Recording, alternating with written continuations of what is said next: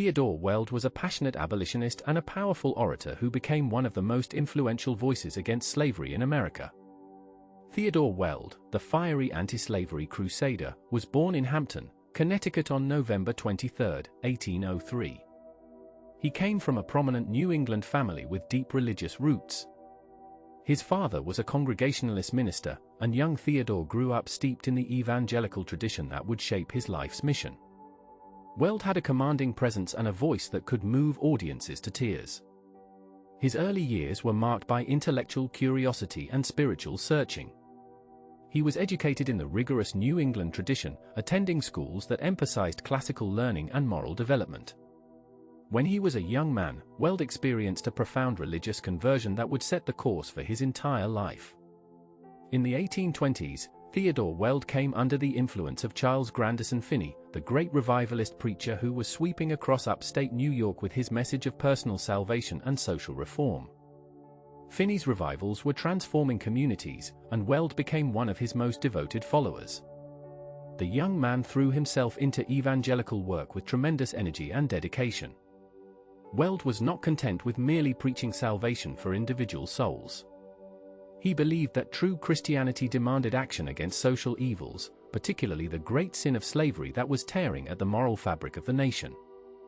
Theodore Weld attended the Oneida Institute in New York, a manual labor school that combined practical work with academic study. This was a radical educational experiment for its time, breaking down barriers between intellectual and physical labor. At Oneida, Weld began to develop his ideas about social reform and the connection between religious faith and political action. He was a brilliant student with an intense personality that commanded respect from his peers and teachers alike. Weld's time at Oneida shaped his understanding of how education could be a tool for social transformation. In 1833, Theodore Weld enrolled at Lane Theological Seminary in Cincinnati, Ohio. Lane was a new institution, and its president was Lyman Beecher, one of the most prominent religious figures in America. Cincinnati sat on the border between free and slave states, and the city was a crossroads where the tensions over slavery were impossible to ignore. Weld brought his anti-slavery convictions with him to Lane Seminary, and he quickly became the leader of a group of students who shared his views. These young men were not satisfied with abstract theological debates. They wanted to confront the reality of slavery directly. Theodore Weld organized a series of debates at Lane Seminary in 1834 that would become legendary in the anti-slavery movement. For 18 consecutive nights, students gathered to discuss the question of slavery and what should be done about it. Weld was the driving force behind these debates, and his oratory was mesmerizing. He presented evidence of slavery's cruelties, challenged the arguments of those who defended the institution, and called for immediate abolition. The Lane debates, as they became known, were a turning point in the anti-slavery movement. They demonstrated that young people were ready to take radical action against slavery. The students at Lane didn't just debate slavery in the abstract. They went into Cincinnati's black community, teaching in schools, visiting homes, and building relationships with free African Americans. This was shocking behavior for the time. White students socializing with black people as equals challenged every social convention of the era.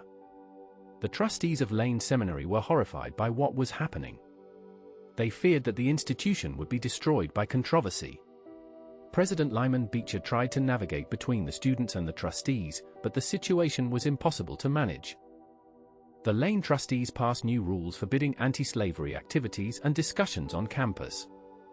Theodore Weld and his fellow students refused to submit to these restrictions. They believed that their Christian conscience demanded that they speak out against slavery, and no human authority could silence them. In what became known as the Lane Rebellion, Weld led a mass exodus of students from the seminary. Nearly 50 students left Lane rather than compromise their principles. This was an extraordinary act of defiance that sent shockwaves through the religious and educational establishment. The Lane Rebels, as they were called, needed a new home. They found it at Oberlin College in northern Ohio. Oberlin was a radical institution that welcomed the rebellious students and their anti-slavery convictions. The college agreed to admit students regardless of race, making it one of the first truly integrated institutions of higher education in America. Theodore Weld became the leader of what was essentially an anti-slavery training ground at Oberlin. He was preparing a generation of activists who would carry the abolitionist message across the North. In 1834, Theodore Weld was recruited by the American Anti-Slavery Society to become one of their agents. The society, led by wealthy philanthropists Arthur and Lewis Tappan, was organizing a systematic campaign to spread anti-slavery sentiment throughout the North. Weld was the perfect man for this mission. He had the religious conviction, the oratorical skill, and the personal charisma to move audiences.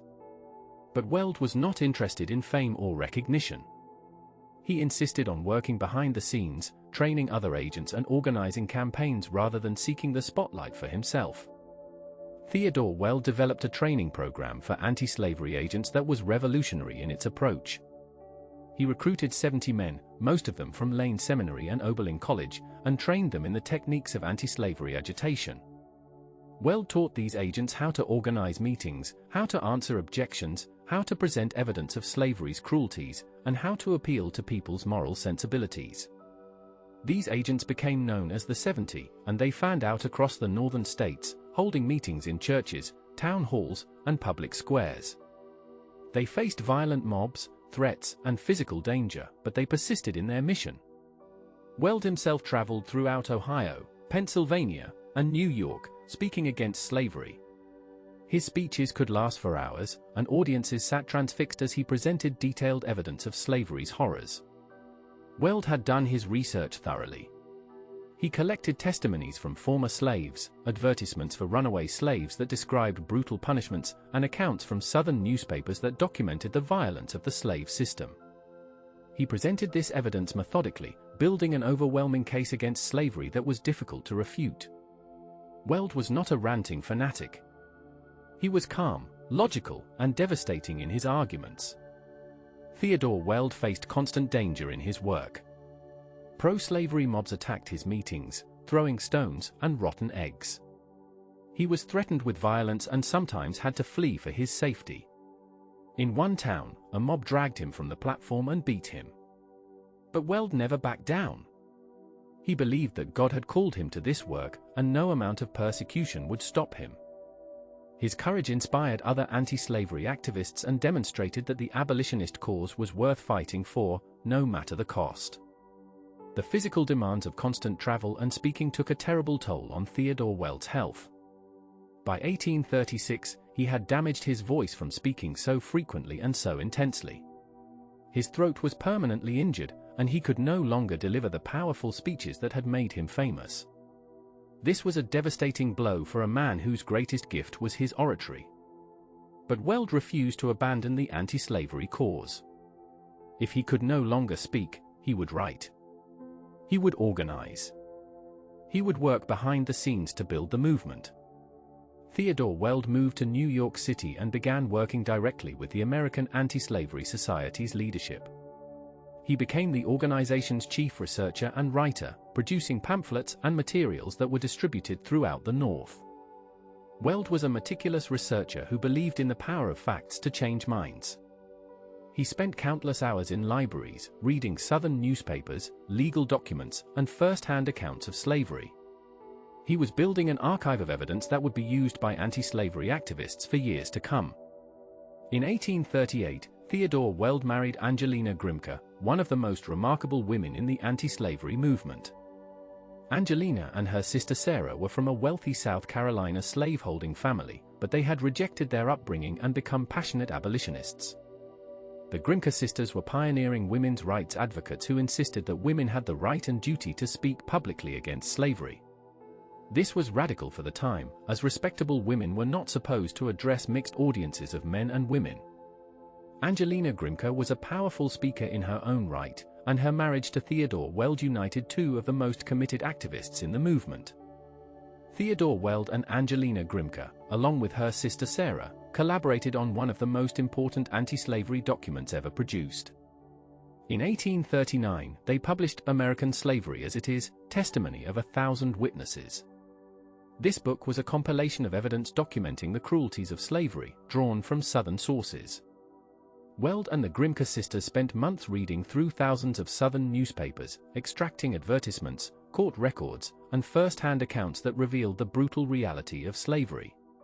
The book presented this evidence without editorial comment, letting the facts speak for themselves. American Slavery as It Is became one of the most influential anti-slavery publications of the 19th century. It sold over 100,000 copies in its first year, an enormous number for that time. The book was read throughout the North, and it converted many people to the anti-slavery cause.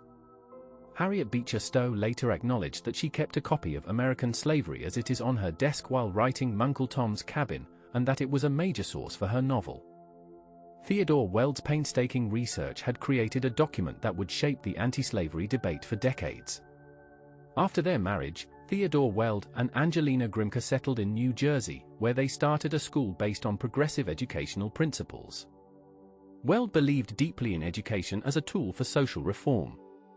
The school, which they ran with Angelina's sister Sarah, emphasized critical thinking, moral development, and practical skills. Students were taught to question authority and think for themselves. The school attracted the children of reformers and intellectuals from across the North. It was a place where anti-slavery principles were lived out in daily practice, with students of different races learning together. Theodore Weld largely withdrew from public anti-slavery work during the 1840s and 1850s, focusing on his school and his family. Some historians have puzzled over this withdrawal, wondering why such a passionate activist would step back from the movement at such a critical time. But Weld had never sought fame or recognition.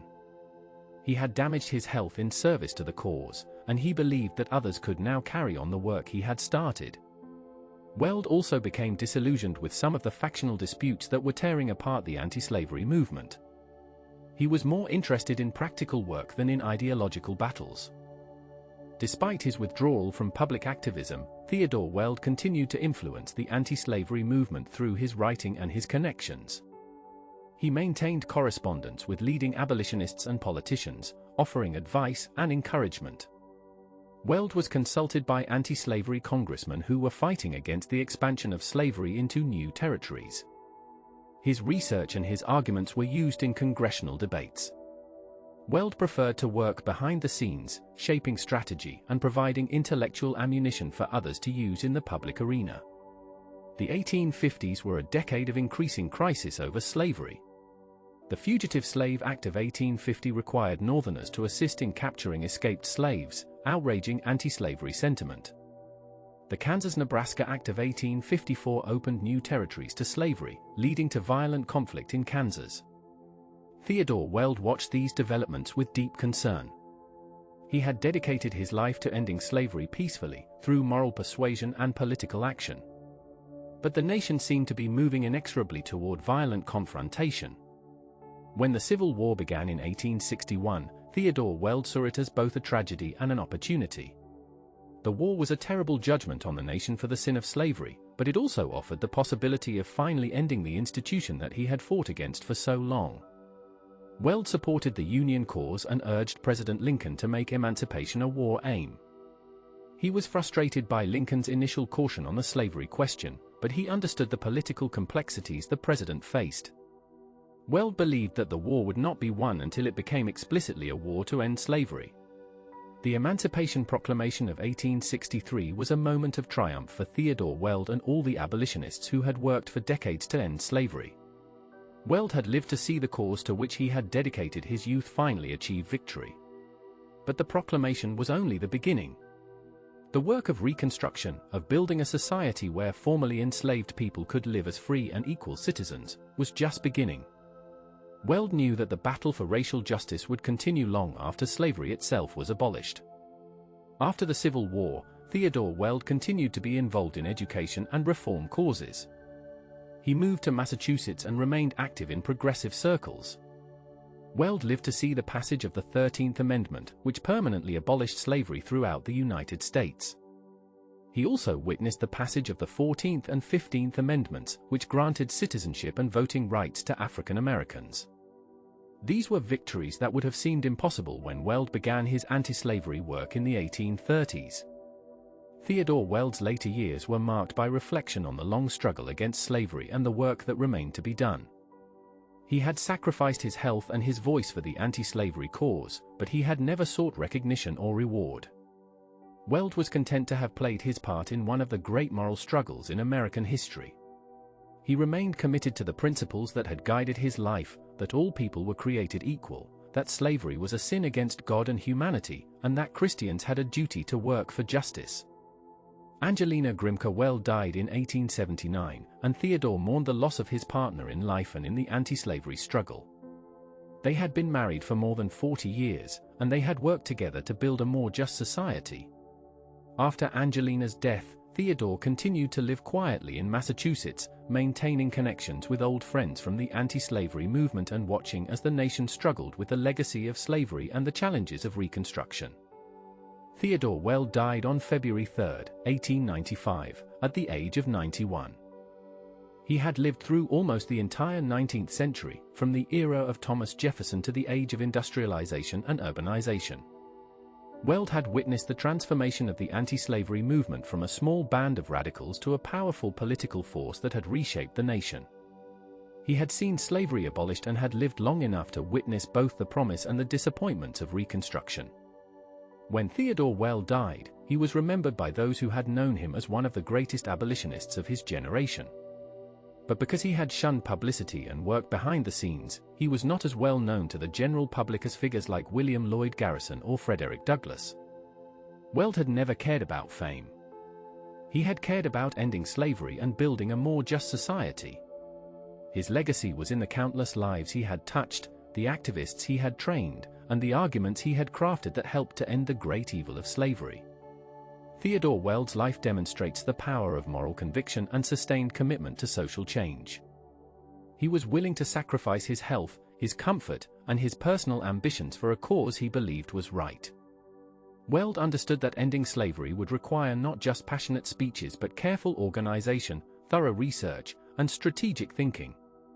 He trained a generation of anti-slavery activists and provided them with the intellectual tools they needed to make their case to the American people.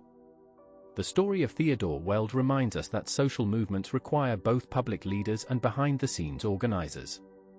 Weld was content to work in the background, training others and providing them with research and arguments. He understood that the movement was larger than any individual and that lasting change required building institutions and developing strategies that could sustain the work over decades. Weld's approach to activism was both deeply religious and remarkably practical. He believed God had called him to fight slavery, but he also understood that effective activism required careful planning and organization. Theodore Weld's marriage to Angelina Grimke was itself a statement about the kind of society he hoped to build. Their partnership was based on equality and mutual respect, unusual for that era. Together they demonstrated that men and women could work as equals in the struggle for justice. The school they founded was an experiment in creating a community based on anti-slavery principles, where children of different races could learn together and where critical thinking was valued over rote memorization. The influence of Theodore Weld's work extended far beyond his own lifetime. American slavery as it is continued to be read and cited by historians and activists studying slavery. The arguments he developed and the evidence he compiled became part of the permanent record that documented slavery's cruelties. The agents he trained went on to become leaders in the Republican Party and in the fight for civil rights during Reconstruction. Weld's legacy lived on in the institutions he helped build and the people he inspired. Theodore Weld was a man of his time, shaped by the religious revivals and reform movements of the early 19th century. But his commitment to racial justice and human equality speaks across the generations. He recognized that slavery was not just a political or economic issue but a profound moral evil that corrupted American society. Weld dedicated his life to eradicating that evil, and he lived to see his life's work accomplished. In death, Theodore Weld left behind a legacy of courage, commitment, and the belief that individuals working together can transform society and bend the arc of history toward justice.